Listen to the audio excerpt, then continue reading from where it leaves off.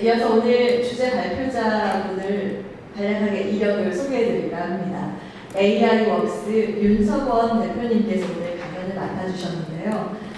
윤 대표님은 국내외 유수의 기술기업과 연구기관에서 오랜 시간 실무와 연구를 아우르면서 산업과 기술을 잇는 폭넓은 전문성을 바탕으로 AI 분야에서 주목받는 리더로 자리를 해오셨습니다.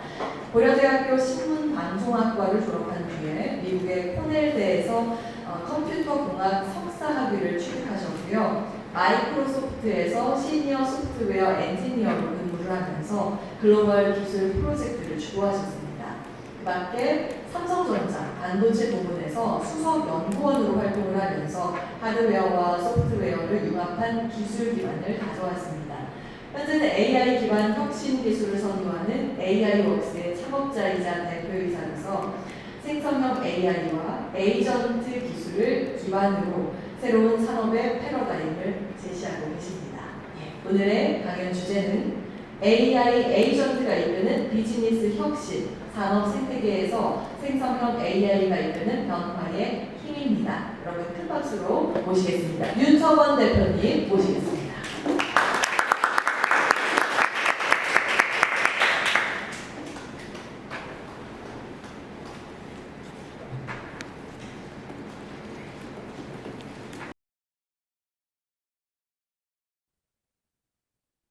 네, 안녕하세요. 방금 소개받은 AI웍스의 윤석원 대표입니다. 제 소개를 너무 잘 해주셔가지고 제가 특별히 제 개인적인 소개는 넘어가도록 하겠습니다. 근데 좀 젊을 때 찍은 사진이어서 좀 실물과 좀 다를 수 있다는 거 좀 양해를 좀 해주시면 좋을 것 같고요. 저는 한 20년 정도 그 마이크로소프트랑 삼성전자에서 일을 했는데 신기하게도 삼성전자를 2번 갔다 왔습니다. 그래서 이제 첫 번째는 2000년대 초반에 제가 모바일 사업부나 뭐 디지털 솔루션 센터에도 있었고, 그다음에 마이크로소프트를 갔다가 삼성전자 반도체 총괄이 다시 재입사를 해가지고, 열심히 회사를 다니다가, 사회적 가치를 추구하면서 좀 기술을 활용해서 조금 더 이렇게 지속 가능한 사회를 어떻게 만들 수 있을까라고 고민하다가, AI웍스라는 회사, 원래 전엔 테스톡스라는 이름으로 창업을 했었는데, 회사 이름을 지난달에 바꿨습니다. 그래서 그 회사로 창업을 하게 됐습니다. 저희 회사는 뭐, 인증사회적 기업이기도 하고, 뭐 소셜 벤처라고 부르기도 합니다. 어, 그래서 제가 그냥 흔하게 그냥 저희 회사가 어떤 회사냐 그러면 우리나라 최초의 AI 기반의 소셜 벤처라고 얘기하는데, 2015년, 사실 오늘이 저희 10주년입니다. 6월 12일 날 창업을 했고요. 네. 그 다음에, 처음에는 이제 소프트웨어 테스팅 분야로 제가 시작을 했습니다. 그걸 시작한 이유는 제가 원래 이제 그 대학원 때 그 인공지능을 전공했는데요. 제가 그 대학원 다닐 때 2000대 초반이었는데 제가 인공지능을 공부할 때는 어땠냐는 분위기가 배고픈 분야였습니다. 그래서 저처럼 좀 성적이 떨어진 학생이 교수님을 구하기 어려울 때 이렇게 둘러보면은 인공지능을 전공한 교수님 랩이 항상 비어 있었습니다. 그래서 저는 원래 이제 한국에서 문과 출신이기도 하고 아까 소개받은 것처럼 원래 한국의 신문방송하고 제가 전공해가지고 늘 컴퓨터 프로그래밍이나 이런 거는 좀 또래에 너무 잘하는 친구들하고 떨어져서 인공지능 석사 할 때 인공지능 랩에 들어가서 하게 됐는데 저희 때는 인공지능의 다크 에이지였습니다. 그래서 그걸 전공해도 취업할 데가 없어가지고 소프트웨어 개발자로 들어갔다가 소프트웨어 테스트라는 분야를 하게 했습니다. 이거는 개발이 끝나고 대규모로 사람이 검증하는 일이 필요한데 그 일을 자동화하는 일을 전문적으로 맡아서 했고 그런 자동화 관련된 업무만 한 20년을 했습니다. 이제 그러다 보니까 자연스럽게 저희 회사가 소프트웨어 테스트 일도 하고 AI 데이터 일도 하고 에이전트를 하는 그 AI 에이전트에 말씀드리겠지만 거의 자동화랑 굉장히 많이 물려 있거든요. 그런 일을 자연스럽게 하게 됐고 저희 현재 직원이 한 170명 정도 됩니다. 근데 그 중에 저희가 이제 소셜벤처라고 말씀드린 이제 이유 중에 하나가 굉장히 다양한 분들과 같이 일을 하고 있는데 한 55명의 이제 취약계층 직원들하고 같이 일을 하고 있습니다. 한 20분 정도가 발달장애인, 청각장애인으로 한국에서 지금 근무를 하고 있고, 한 20분 정도는 베트남 하노이에서 지체장애인 분들 저희가 고용해서 일을 하고 있고, 뭐 기타 회사의 시니어라든지 경력 보유 여성분들 한 20명 정도 더해서 한 60명 정도, 55명에서 60명 정도 직원이 이렇게 좀 다양한 분들하고 일을 함에도 불구하고 오른쪽에 보시는 것처럼 그래도 매출이 꽤 가파르게 성장하고 있어서 저희가 내년에는 상장을 또 계획하고 있습니다. 어, 우리나라에서 인공지능 데이터는 저희 회사가 제일 처음 시작을 하게 됐고요. 그러다 보니까 국내에서 가장 많은 레퍼런스를 가진 기업이고, 한 300개 이상의 국내 주요 고객사와 일을 해오고 있습니다. 어, 지난 정권 때는 그래도 많이 하이라이트를 받아서 뭐 대통령 표창을 뭐 2번 이상, 그 수상한 또 이력도 뭐 가지고 있습니다. 너무 저희 회사 얘기를 많이 한 것 같아서 제가 오늘 10주년이어가지고 약간 이렇게 좀 취해가지고 좀 이렇게 좀 말씀드리고 좀 양해드리고 본격적으로 저희 AI 에이전트 관련된 말씀을 좀 드리겠습니다. 워낙 이제 기술 쪽 분야에 계신 분들만 있으신 게 아니니까 조금 쉽게 좀 설명을 드리기 위해서 저희 인류 역사에 걸쳐서 굉장히 혁신적이고 큰 변화를 가져온 기술들을 중심으로 좀 정리를 해봤습니다. 요거를 조금 이해하시면 AI 에이전트가 왜 탄생했고, 어떻게 기존의 기술들과 접목이 돼서 활용이 되는지를 좀 이해하기가 쉬울 것 같습니다.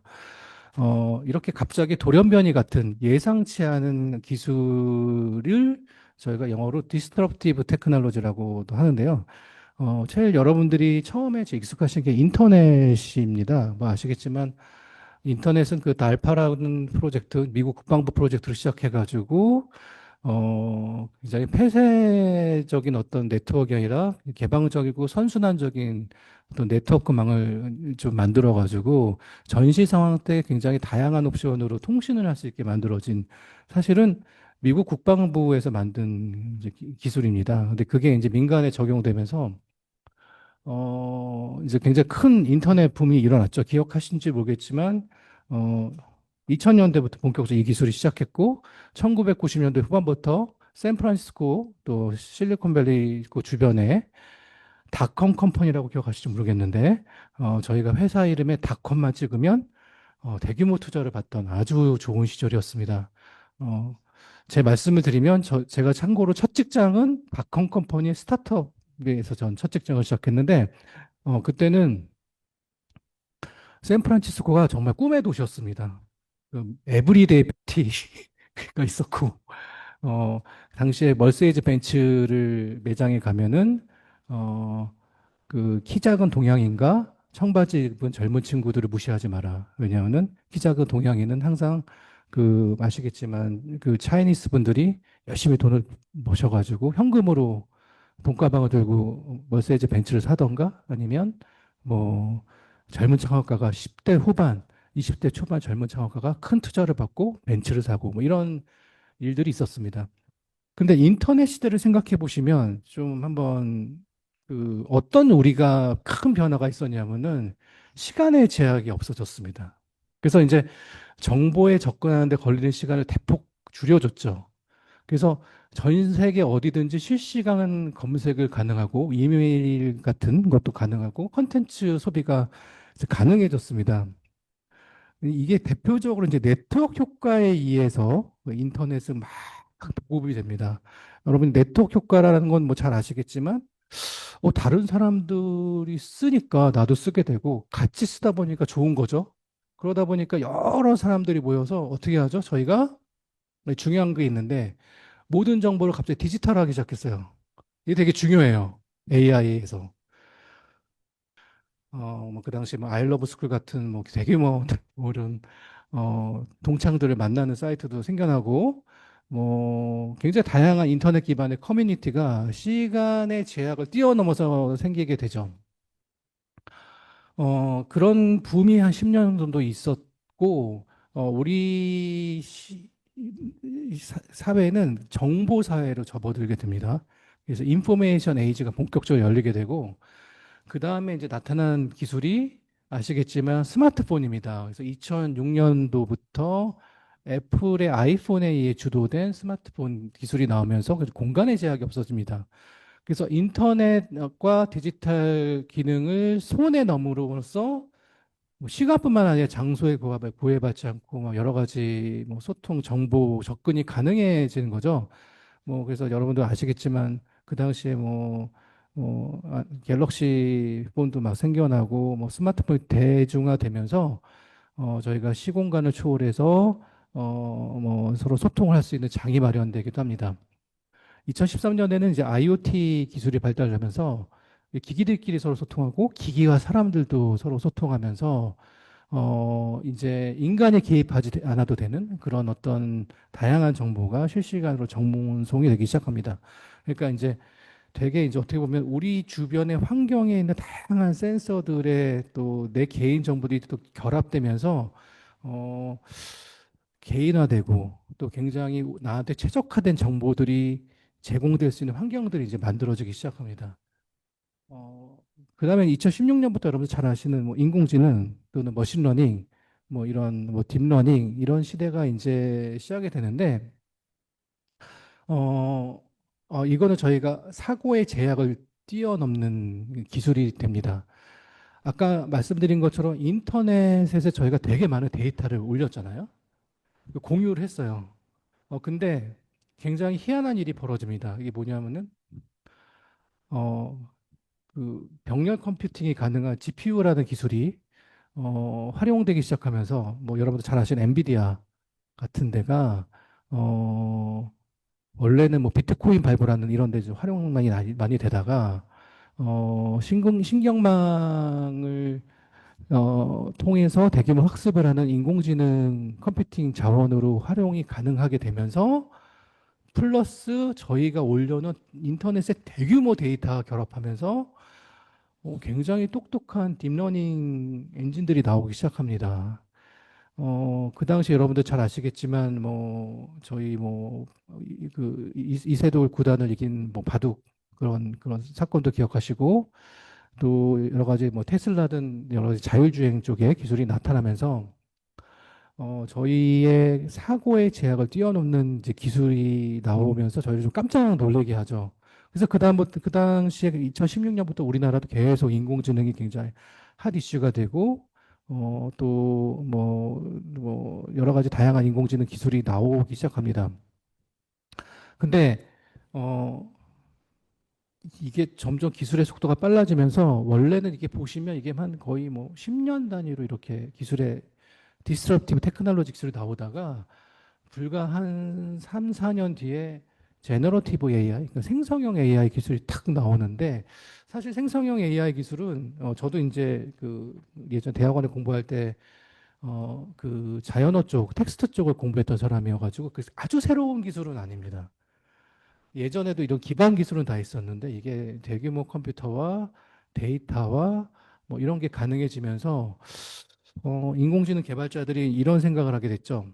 앞에 얘기하신 말씀드린 이 머신러닝, 딥러닝 기술은 사고를 하니까 굉장히 정확성이 중요하거든요.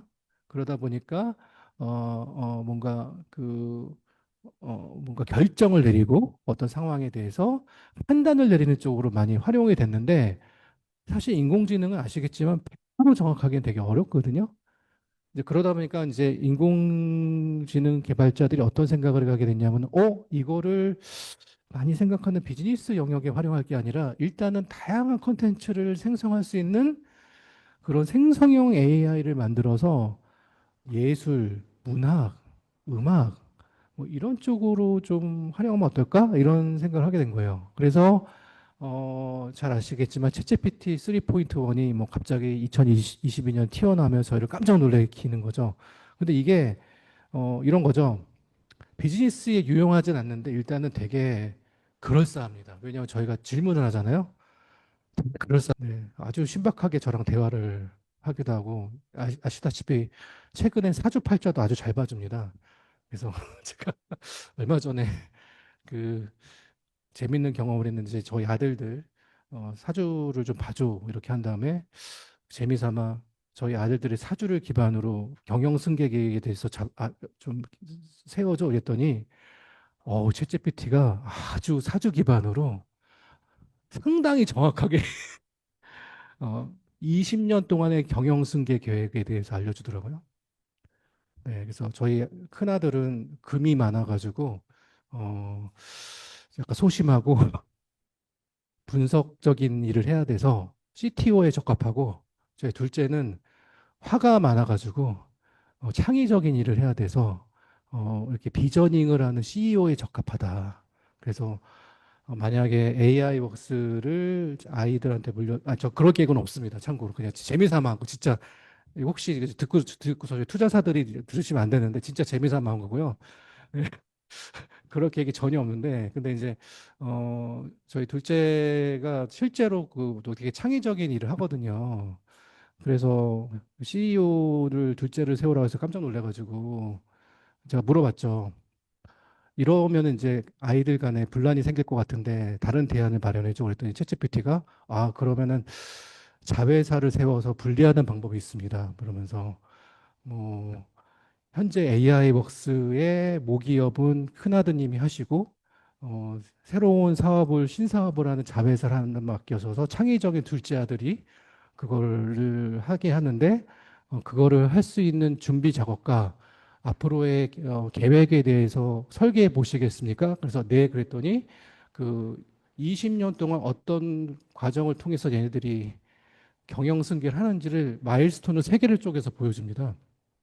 그래서 아주 그걸 보고서 야, 이게 근데 그 마일스톤이 약간 드라마에서 많이 봤던 스토리예요. 뭐 이렇게 아시겠죠? 뭐 큰 기업에 들어와서 뭐 이렇게 경험을 쌓다가 뭐 저희 회사에 뭐 처음에 과장으로 입사해서 경험을 쌓다가 뭐 5년 만에 임원으로 승진시켜서 막 이런 거 되게 여러분 잘 아시는 스토리를 굉장히 그럴싸하게 해줍니다. 근데 이렇게 자세히 보면 또 틀린 거 되게 많아요. 근데 되게 재밌어요. 근데 이런 재미를 안겨주는 챗GPT라는 신기한 장난감이 저희한테 생긴 거죠. 어, 근데 문제가 뭐냐면은 이 챗GPT가요, 재미는 있는데요, 정확하진 않아요. 그래서 저희 환각 현상이라고 하는데, 환각 현상이 많습니다. 왜냐하면 얘는 로직이 어떻게 되냐, 무조건 다 만들어져요. 그래서 뭔가를 만들 때, 이러이러한 다양한 경우의 수로 이제 문장이나 뭐 이미지나 뭐 컨텐츠를 생성하는데, 가장 적합한 쪽이 뭘까라고 확률적으로 계산해서 얘가 가장 정확한 쪽으로, 이렇게 가장 높은 쪽으로 이렇게 만들어주거든요. 그렇게 확률적 계산을 하기 때문에 정확하기가 어렵습니다. 그러다 보니까 얘를 많은 분들이 비즈니스에 활용하고 싶은데 어떻게 하지? 문제가 없을까? 이런 고민을 하시게 된 거죠. 그래서 저희가 여러 가지 이제 뭐 기술들이 또 기존에 있었고 갑자기 요즘에 또 AI 에이전트 뭐 이런 뭐 기술들이 나오는데 되게 헷갈리실 것 같아가지고 조금 더 이렇게 뭐 관련된 요소 기술들에 대해서 좀 말씀을 좀 드리면 어, RPA라는 기술이 있었습니다. 로보틱 프로세스 오토메이션이라고 제가 미국에서 유학을 했지만 본토 발음 아니어서 이해해 주시고 근데 이제 이 로보틱 프로세스 오토메이션이라는 기술은 말 그대로 로봇이 프로세스를 자동화하는 그런 기술인데요. 그래서 상당수의 업무 자동화를 사람이 여러분들이 예를 들면 T 멤버십에 아이디와 패스워드를 넣고 로그인을 하셔가지고 오늘의 뭐 T 멤버십 혜택을 눌러주는 일을 한다고 했을 때 일일이 손으로 누르시는 게 좀 귀찮으시잖아요. 반복적이고 그런 거를 이렇게 우리를 대신해서 클릭을 해주는 거죠. UI를. 근데 요 기술이 비하인드를 또 말씀드리면 되게 신기한 게 원래 이 기술이 가능했던 거는 그 장애인들 덕분입니다. 왜냐하면은 여러분들 UI에 있는 속성값들이 있는데 그 시각장애인들 같은 경우는 아시겠지만 잘 보기가 어렵잖아요.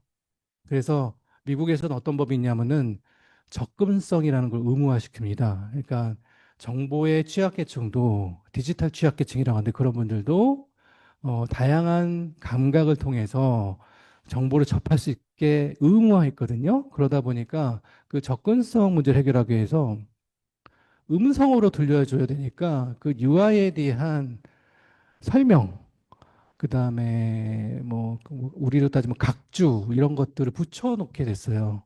그러니까 그 운영 체계, 윈도우즈 같은 운영 체계가 또는 이제 그 iOS 같은 운영 체계가 그 UI의 속성을 읽으면서 시각 장애인한테 얘기를 해주는 거죠. 방금 누르신 거는 로그인 하실 때 아이디 값입니다. 딱 클릭하면은 방금 패스워드를 누르셨습니다. 패스워드 지금 패스워드 입력하고 계십니다. 그래서 여러분들 그 갤럭시 스마트폰에 접근성을 킬 수 있는 방법이 있어요. 그 옵션을 하시면 갑자기 어떤 일이 생기냐면 여러분이 누를 때마다 말을 합니다. 얘가 뭘 하십니다. 합니다. 이런 설명을 합니다. 어, 그래서 이제 사실은 그 RPA를 창업한 UiPath의 창업자들이 제가 잘 아는 친구들이에요. 마이크로소프트에. 그 친구도 이런 생각한 거죠. 이런 기술을 가지고 사람이 막 클릭을 많이 하는 거죠. 뭐 은행 같은 데 가시면 맨날 직원들이 똑같은 일을 계속 컴퓨터 클릭 하면서 뭐 파일 업로드해요. 그러면 그거를 그냥 그 사람들이 계속 하는 게 아니라 이런 방식을 통해서 UI의 속성을 읽어와가지고 사람이 하는 거를 로봇이 마치 자동으로 하는 것처럼 할 수 있지 않을까? 그래서 솔루션을 낸 게 이제 그 RPA라는 기술이거든요. 그래서 그 RPA 기술이 한동안 비즈니스 쪽에서 굉장히 핫했습니다. 그래서 챗 GPT가 그 생성형 AI가 나오기 전에는 금융권, 공공 분야 이런 데에서 RPA를 쓰는 기관들이 굉장히 많았어요. 네, 그러면서 RPA는 회사 이렇게 얘기합니다. 우리도 AI 회사야. 굉장히 낮은 레벨의 AI는 맞습니다. 특정 부분에 판단을 하기 때문에. 하지만 얘가 뭐 종합적인 어떤 컨텍스트 기반으로 판단을 내려주지는 않거든요. 이제 그런 기술적인 한계가 있어서 어, 이제 아주 반복 작업을 효율화하는데 되게 좋지만 유연성이 부족하고 예외 처리나 유지 보수가 어렵습니다. 왜냐하면 UI가 한 번만 바뀌잖아요. 그러면은 스크립트를 다 고쳐줘야 돼요. 그러니까 유지 보수하는데 시간이 되게 많이 걸리죠. 그 다음에 이제 아까 잠깐 말씀드린 생성형 AI라는 기술이 나오는데, 이거는 아까 잠깐 설명드린 것처럼 뭐 말 그대로 콘텐츠를 막 저희 자동 생산해 주는 거예요. 그래서 아까 말씀드린 것처럼 되게 그럴싸해요. 그래서 대표적인 게 거대 언어 모델이라는 라지 랭귀지 모델이라는 게 나오는데 그거 기반으로 텍스트, 이미지, 코드 등을 막 생성을 해줍니다. 어, 근데 이게 그뭐 창의적 컨텐츠를 만드는 되게 좋은데 맥락에도 가끔 놓치고 아까 말씀드린 것처럼 환각 현상이 굉장히 많죠. 그래서 이거를 비즈니스에 쓰기 활용하기 되게 어려울 수 있으니까 많은 이제 기업들이 생각해낸 게 그러면 기존의 RPA 기술이나 다양한 소프트웨어나 LLM 같은 걸 결합해가지고 생성형 AI 기술을 결합해서 우리가 환각 현상을 최소화하면서 특정 업무를 어, 그 어떤 그 제대로 완결할 수 있는 그런 일을 할 수 있지 않을까라고 생각을 하게 됐고 그래서 그렇게 나온 게 이제 AI 에이전트라는 기술입니다. 그래서 아까 말씀드린 것처럼 사전에 정의된 특정한 업무를 수행하는데 굉장히 좋고 그 LLM이라든지 자연어라든지 다양한 소프트웨어 도구, RPA 이런 거를 결합해서 특정 비즈니스의 워크플로우라는 거를 자동화한다는 겁니다. 워크플로우라는 건 뭐냐면 결국엔 다양한 프로세스를 잇고 이어가지고 1부터 10까지의 다양한 비즈니스 프로세스를 하나로 이렇게 묶어주는 거예요. 응? 그래서 그 워크 프로세스를 이제 자동화를 해주는 쪽으로 저희가 AI 에이전트가 이제 활용을 하게 됐고 최근에 아시겠지만 이 AI 에이전트가 굉장히 핫하고 올해 들어서 아마 금융기관이나 공공이나 뭐 이런 데서 가장 기술적으로 핫한 단어가 AI 에이전트입니다. 근데 에이전트는 아시겠지만 이제 뭐 대리인이라는 뜻도 있고 요원이라는 뜻도 있는데 그 한마디로 말씀드리면은 이게 결국에는 사람을 대신해서 일을 해주는 거거든요. 근데 그거를 굉장히 똑똑하고 정확하고 환각증상이 없이 내가 사전에 정의 내린 프로세스를 완결 지을 수 있다는 거예요. 그러니까 그러다 보니까 어떻게 되죠? 어, 사람의 노동을 대체할 가능성도 생기는 거죠. 네. 그런 흐름으로 가고 있고, 점점 AI 에이전트가 이제 에이전틱 AI로 지금 진화를 하고 있는데, 이거는 이제 다양한, 다이내믹한 환경에서 자율적인 의사 결정과 적응, 진화가 가능해질 것으로 보여집니다. 그러니까 AI 에이전트들이 이렇게 만들어지면 뭐 그냥 하나만 이렇게 쓰이는 게 아니라 되게 이렇게 다양한 AI 에이전트가 같이 협업하면서 이게 또 사람하고 또 협업하면서 종합적인 플랫폼으로 의사결정도 자율적으로 내리고 또 그런 여러 가지 거기서 나오는 데이터를 자체적으로 학습하면서 본인이 스스로 진화할 수 있는 이런 굉장히 스스로 진화하고 주도적인 의사결정을 내리는 그런 시스템으로 이제 발전할 거라는 거거든요. 그래서 AI 에이전트가 점점 더 에이전틱 AI로 발전하고 있다고 보시면 됩니다. 그래서 여기 보시면 에이전틱 AI는 자율적 의사결정도 하고 지속적 학습도 할 것이다. 다만 이게 아직은 AI 에이전트처럼 조금 더 특정 업무에 국한되지 않고 되게 다양한 분야에 활용될 수 있으니까 대규모 초기 학습도 필요하고 또 예기치 않은 결과가 발생했을 때 임팩트 크기 때문에 조금 이쪽으로의 방향성은 좀 앞으로 시간이 조금 더 걸릴 거라고 보고 있는데 그렇게 많은 시간은 걸리지 않을 거로 보고 있습니다.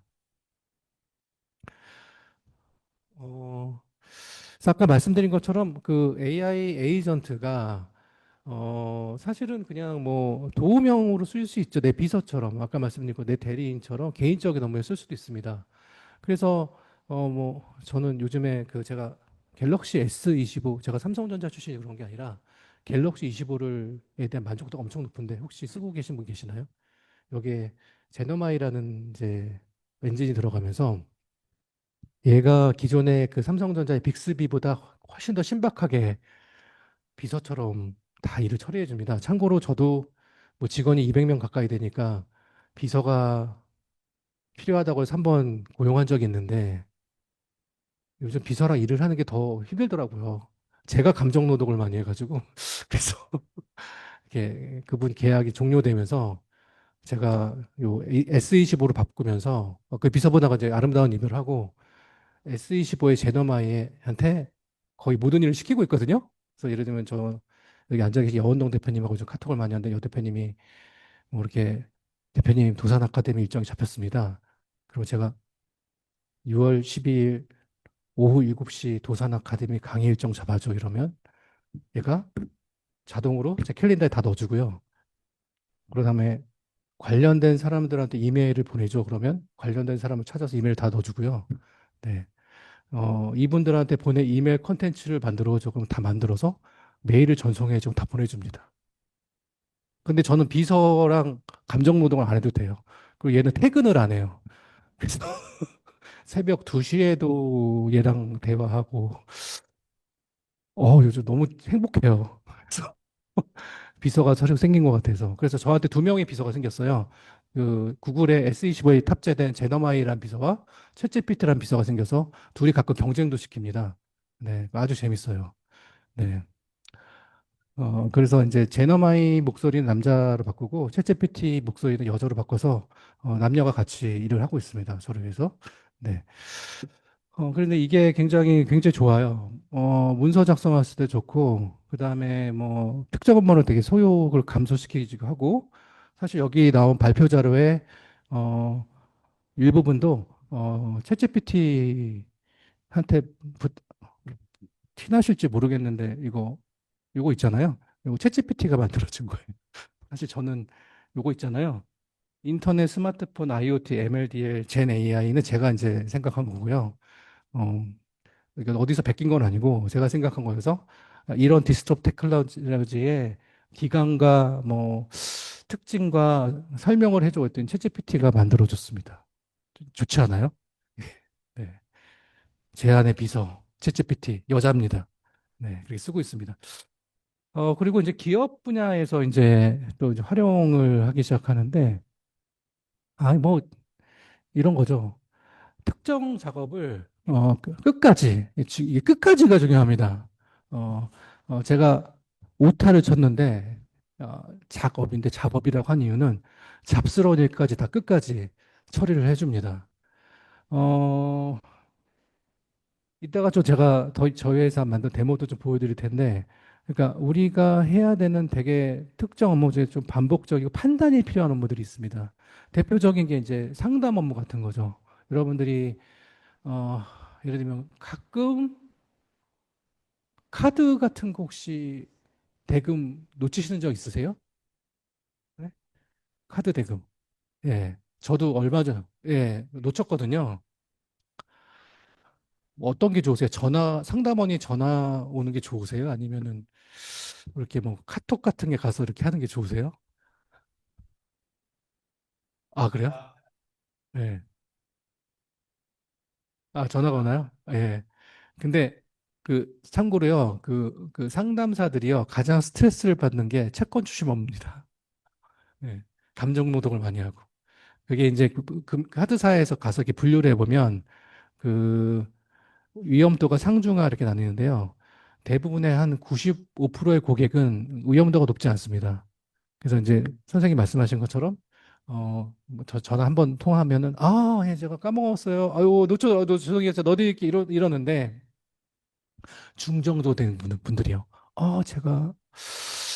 제가 좀 갑자기 급전이 필요하기도 하고 지금은 돈이 없어서 뭐 언제까지 갚으실 건가요? 뭐 이러면 뭐 다음 주 정도까지 그럼 리볼빙 서비스 전화해 드릴까요? 뭐 이런 얘기를 막 하거든요.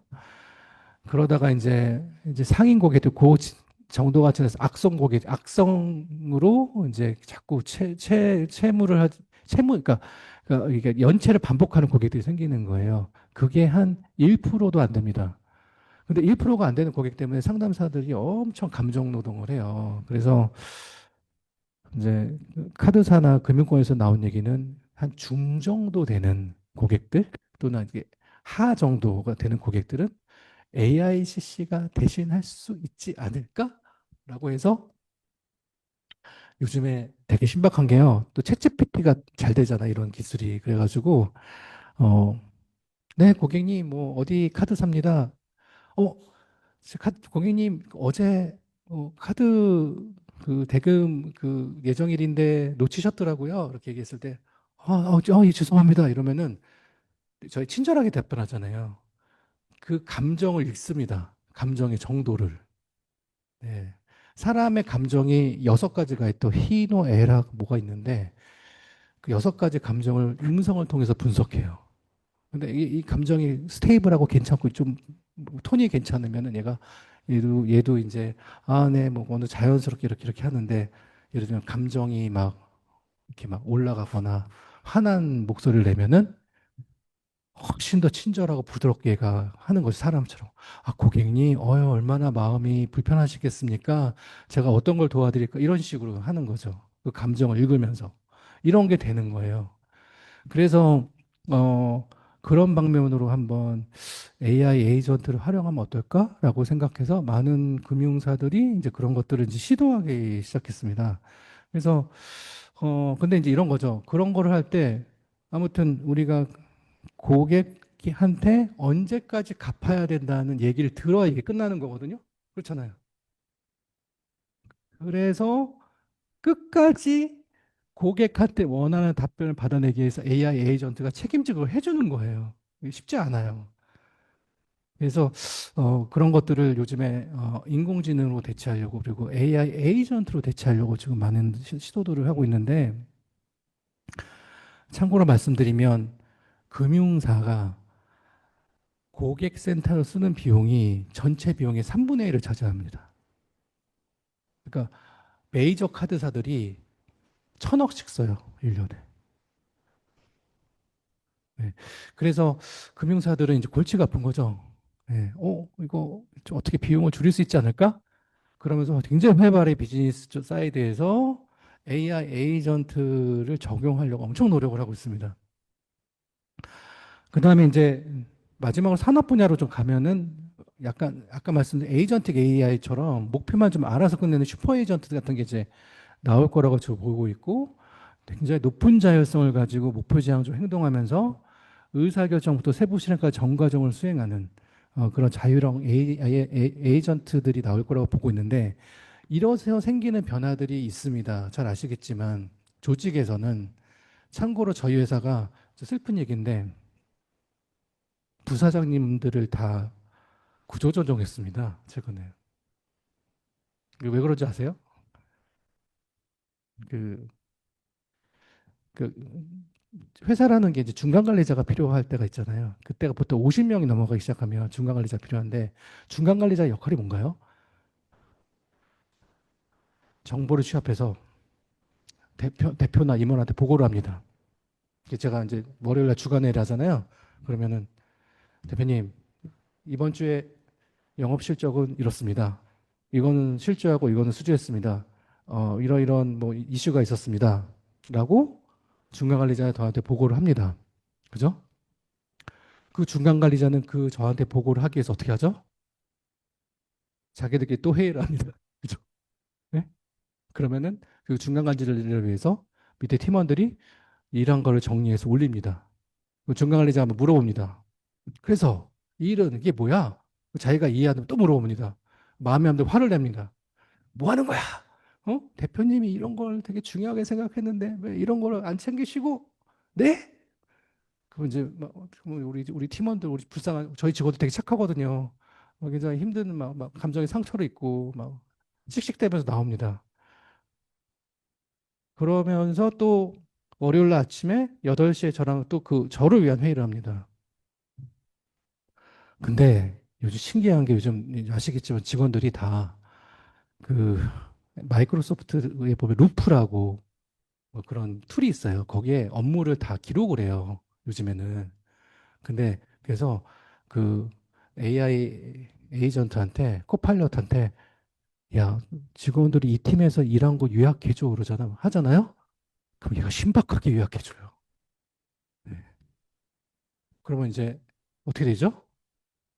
중간 관리자가 저한테 보고할 일이 별로 없어요 이제는. 네. 그러니까 예전에는 제가 대표 있죠, 부사장님 있죠, 상무 이사 있죠, 상무이사 부장 뭐 책임 선임 있죠? 이래가지고 이렇게 되게 수직적으로 모아서 계층이 대표까지 올라오고 6계단이 필요했단 말이에요. 근데 지금은 저희 회사 어떻게 돼 있냐면은 제 밑에 17명이 있습니다. 17명이 그냥 실무 책임자만 있어요. 예, 다 플랫해졌어요. 그러니까 실무자, 실무 리더, 대표. 그래서 제가 17명 데리고 아침에 회의를 하거든요. 예, 근데 별로 회의할 게 없어요. 왜냐하면 이미 얘가 다 요약해 갖고요. 어느 정도 의사결정도 해줘요. 얘가. 네. 그래서 나중에는 조직이 어떻게 된다는 얘기도 있냐면 저 같은 대표가 없어도 된다는 얘기도 있습니다. 네. 그래서 이거 조금 이제 유의미한 얘기인데 그래서 이게 뭐냐면 결국에는 조직 그 회사의 조직도 지금 변화가 그러니까 트랜스포메이션이 일어나고 있는 거예요. 이 AI 에이전트 때문에. 그래서 마이크로소프트도 어, 뭐 기사 찾아보시면 상반기 6천 명을 내보냈는데 제가 이제 50대인데 20년 이상 마이크로소프트를 다니던 중간 관리자, 뭐 디렉터, 시니어 VP 하던 제 친구들이 이번에 많이 나갔습니다. 그래서 마이크로소프트에서 하는 얘기가 우리 이제 너희 같은 중간 관리자는 필요 없어. 그리고 너희한테 우리가 왜 그 많은 연봉을 챙겨줘야 돼? 우리는 그 돈으로 인공지능에 투자할 거야. 그 실제 인공지능 개발을 하는 더 똘똘한 애들을 데려올 거야. 이렇게 얘기를 하는 겁니다. 근데 이제 이런 시대로 또 이제 막 가고 있습니다, 제가. 네. 그래서 점점 그 말씀드린 것처럼 저희가 이렇게 LLM 발전하면서 뭐 통합형 AI 에이전트 생겨나고 에이전트와 에이전트들이 막 협업하는 것도 생겨나고 또 AI 오케스트레이션이라고 해서 다양한 도구와 모델을 통합해서 기업의 전체 프로세스를 자동화하는 방향으로 지금 가고 있습니다. 그래서 AI 오케스트레이션 이런 얘기가 생기면서 점점 에이전틱 AI 쪽으로 가고 있어서 앞으로 기업의 일하는 방식과 문화는 굉장히 많이 바뀔 것으로 보고 있습니다.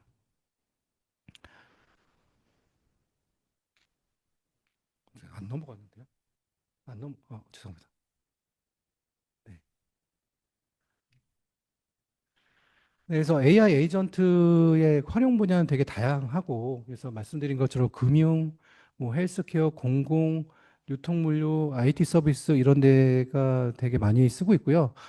참고로, 참고로 이건 IT 서비스 얘기가 나와서 그런데, 요즘에 진짜 큰일 난 게요. 이 생성형 AI가요, 개발자보다 코딩을 더 잘합니다.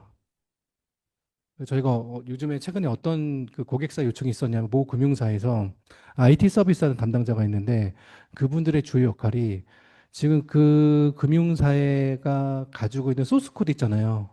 소스 코드를 유지 관리를 하던데 이게 금융사는 순환보직을 하잖아요. 그러다 보니까 뭐 5년 정도 있다가 다른 데를 가는데 그럼 그 부서에 새로운 직원들이 옵니다. 근데 기존에 그 자기들이 유지 관리했던 소스 코드를 어떻게 다 봐요? 모르잖아요. 그러면은 전사적으로 흩어져 있는 IT 부서에서 연락이 옵니다. 저희 이번에 뭐 생일을 확인하는 소스 코드를 바꾸고 싶은데 뭘 바꿔야 되고 그 소스 코드를 어떻게 저희가 어디서 찾고 이걸 바꿨을 때 어떤 리스크가 있나요? 라고 물어보면 그때 가서야 그 담당자가 그 소스 코드를 찾아보고 확인하고 리스크를 점검합니다. 그게 너무 힘든 거예요. 그래서 저희한테 요청을 했어요. AI 에이전트로 소스 코드를 분석해주고 제안을 해줄 수 있나요? 그래서 저희가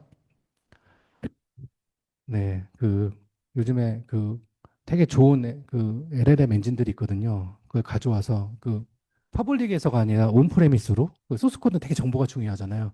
그래서 프라이빗 망에 사내에 딱 저희가 파인 튜닝 시켜가지고 소스 코드를 중심으로 거긴 주로 자바 코드가 많아서 자바 코드 좀 학습시켜서 설치를 해가지고 그분들이 갖고 있는 소스 코드를 뭐 코드가 이렇게 한 코드가 있는 게 아니라 패키지라 그래서 소스 코드가 되게 많아요. 한 패키지 안에 막 수백 개 소스 코드가 있거든요. 그거를 딱 올려서 자, 이 소스 코드 간의 연관관계를 그래프로 그려줘 그랬더니 얘가 너무나 정확하고 너무나 빠르게 그 연관관계를 다 그려줍니다. 그리고 아까 말씀드린 것처럼 생일을 바꾸는 소스 코드를 찾아줘. 그랬더니 찾아가지고 이 소스 코드 설명을 해주고 이 생일과 관련된 소스 코드가 어떠한 다른 코드와 연관관계가 있는지 좀 리스크를 분석해줘 그랬더니 그걸 다 찾아서 제안을 해줍니다. 네. 그리고 뭐 예를 들면은 야, 이 생일을 변경하는 거 이런 식으로 하려고 그랬는데 소스 코드 코딩하는 걸 제안해줘 그랬더니 얘가 그걸 다 만들어가지고 제안도 좀 해줍니다. 그걸 실제로 바꿔서 돌려봤더니 그럴싸하게 돌아요. 그래서 요즘에 이런 말씀 드리면 젊은 분들 왜 부트캠프라 그래가지고 코딩 교육 많이 시키잖아요. 그래서 저도 얼마 전에 제 아는 분이 거기 원장님이셔가지고 그 훈련 받는 그 젊은 그러니까 비전공자들이죠. 컴퓨터 사이언스를 전공하지 비전공자 대상에 부캠프에서 특강을 한 번 했는데 제가 그 얘기를 하긴 했어요. 진짜 미안한 얘기인데 앞으로 개발자로 취업하기가 진짜 정말 많이 많이 힘들어질 것 같다는 얘기를 했습니다. 그래서 단순한 이제 웹 개발자보다는 AI 모델링을 이해하고 오픈 소스로 있는 LLM을 가져다가 파인 튜닝을 시키면서 내가 필요한 AI 에이전트 관련된 소프트웨어 구현을 할 수 있는 LLM이나 AI 에이전트 어플리케이션 엔지니어가 앞으로 좀 더 핫해질 거라는 거죠. 그렇게 이제 직무들도 바뀔 것 같습니다. 네, 이거는 제가 뭐 넘어가겠습니다. 시간이 별로 없어가지고. 제가 너무 잡소리를 많이 해서 제가 얼마 안 남았죠. 5분밖에 안 남았죠. 네, 네. 그래서 AI 에이전트들 한계들이 있어서 이거 극복을 좀 하고 있는데, 일단 요게 되게 중요해서 요걸 말씀드리겠습니다. 비즈니스 사이드에서 AI 에이전트의 핵심 성공 요소가 있습니다. 이거 꼭 강조드리고 싶은 게, 일단은, 어, 되게 유연해야 돼요. 이 얘기 뭐냐? 유연하다는 뜻다른 의미는, 맥락 파악을 해야 됩니다. 그러니까, 일단 첫 번째로, 고객이 어떤 의도로 물어보는지에 대한 의도 파악을 잘하는 게 제일 중요해요. 네, 저희가 요즘에 어떤 사업도 하냐면은 AI 에이전트를 검증하는 사업도 좀 일부 하고 있는데, 지금 여러 기관이나 고객들이 만드는 AI 에이전트에서 첫 번째로 가장 힘들어하는 게 유연성을 갖추는 거. 이게 뭐냐면 고객들의 의도 파악을 이해를 못해요.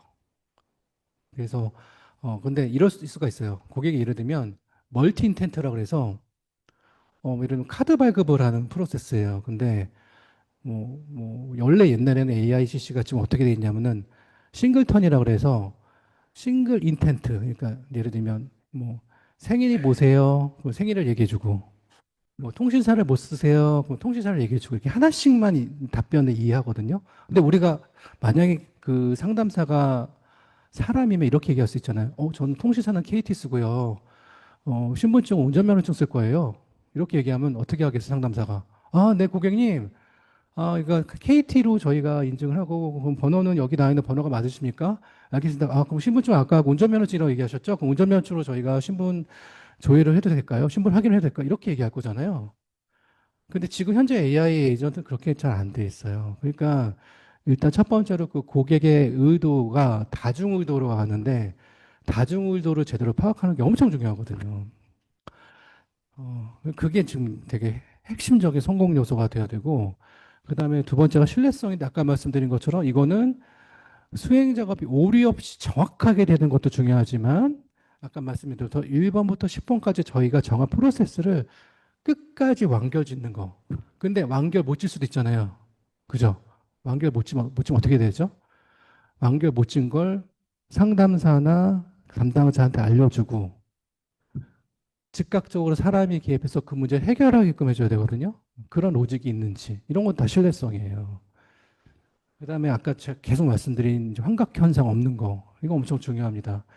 그래서 여러 가지 사전 정의된 이런 가드레일 적용이나 보안 체계 구축, 내부 DB 연결을 통해서 안정 장치를 마련하는데 이 또 제로 할루시네이션과 유연성도 연동이 돼 있는 게 이런 거죠. 얘가 예를 들면은 잘 몰라요. 얘가 모를 수 있잖아, AI 에이전트가. 고객이 질문했는데. 그러면은, 저는 모르는 질문이다. 이렇게만 답변할 수 없잖아요. 예를 들면은, 콜센터에 다시 전화를 해달라든지, 아니면 전화번호를 남겨주시면, 상담 예약을 해드리겠다. 이런 게 나갈 수 있잖아요. 굉장히 유연하게. 그런 것들을 잘 처리를 해줘야 되는 필요가 있는 거예요. 그래서 그 두 개가 연동이 돼 있고, 통합성이란 건 결국엔 내부에 있는 기관계들, 내부에 있는 시스템하고 굉장히 심리스하게 통합돼서 잘 유기적으로 돌아가야 되거든요. 그런 것들이 잘 되는데, 이런 네 가지 또는 아까 말씀드린 여러 가지 다양한 핵심 성공 요소를 다 갖추기도 쉽지는 않아요. 그래서 실질적으로 저희가 AI 에이전트가 금융사나 굉장히 정확하게 업무를 처리해야 되는 그런 비즈니스에서 혁신을 이끌기가 좀 어려운 상황이어서 많은 시행착오를 겪고 있기도 합니다. 솔직히 말씀드려요. 왜냐하면, 아까 말씀드린 의도 파악하는 게 100% 되겠습니까? AI인데, 저희 엔진이 솔직히 말씀드리면 98.5% 정도 해요. 98.5%. 그러면 이제 저희 고객이 이렇게 얘기해요. 아니, 왜 100%가 아니에요, 대표님? 그 제가 이렇게 얘기하죠. 어, 차장님, 그 차장님 회사의 콜센터의 상담 오류도 5%인데요. 그래서 저희는 1.5% 오류니까 상담원보다 저희가 좀 낫지 않나요? 뭐 이런 이렇게 막 얘기를 하는데 사실은 그 100% 완벽한 거 되게 없기 때문에 또 고객의 눈높이는 엄청 올라가 있어요, 지금. 왜냐 챗GPT가 우리 눈높이를 너무 올려놨어요. 근데 아까 말씀드린 것처럼 우리가 챗GPT는 어디에 쓴다? 주로 뭐 내 개인적인 목적이나 뭐 컨텐츠를 생성하거나 재미삼아 씁니다. 근데 되게 그럴싸하잖아요. 근데 AI 에이전트는 그럴싸한 걸로 끝나면 안 되거든요. 특정 업무를 정확하게 완결 지어줘야 되거든요. 할루시네이션 없이. 그게 되게 쉽지 않은 일이고, 거기다가 사람처럼 유연하게 답변하고 대응한다는 건 더 쉽지 않은 일입니다. 근데 아까 이런 것도 좀 저희 회사 좀 차별화 포인트도 약간 좀 말씀드리면, 저희 회사가 AI 기술이 접목된 스마트한 AI 에이전트를 갖고 있고, 또 상담원이 AI 상담원이죠. 24시간 대기하면서 응대를 할 수 있고, 또 문제가 생겼을 때 즉각적으로 알려줘서 사람이 개입하면서 사람과 AI가 협업할 수 있도록 하면서 복잡한 문제를 해결할 수 있게 하고, 또 AI를 통한 자료 검색 답변처 생성으로 생산성을 지용하고, 고객은 기다림 없이 응대를 하고, 많은 분들 이런 말씀이고 마지막으로 드리고 이제 끝내야 될 것 같은데, 일자리 문제 되게 많이 얘기하세요. 근데 그러니까 제가 아까 뭐 사전 인터뷰할 때도 말씀드렸는데 일자리 문제가 꼭 AI 에이전트가 무조건 나쁜 건 아닌 것 같아요. 왜냐하면은 예를 들면 저희 AI 에이전트 솔루션은 상담 업무를 많이 지금 활용이 되고 있는데 아까 잠깐 말씀드린 것처럼 대부분의 상담사들이 감정 노동이에요.